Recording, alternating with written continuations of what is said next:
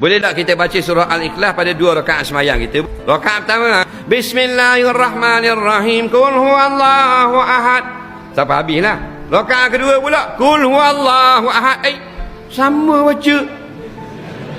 Warna gitu. Boleh, tak ada masalah. Satu hari orang kampung mari jumpa Nabi. Dia mari ni kerana berlaku kisah ni di imam di kampung dia. Tu imam kampung dia ni setiap surah Qul huwallahu ahad. Sembahyang subuh rakaat pertama Qul huwallah, rakaat kedua Qul huwallah. Sembahyang maghrib Qul huwallah, rakaat kedua Qul huwallah.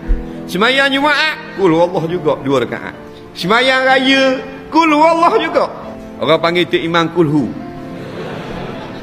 Jadi beberapa orang jemaah tak puas hati, lalu pergi jumpa Nabi nak buat pengaduan di bandar Madinah.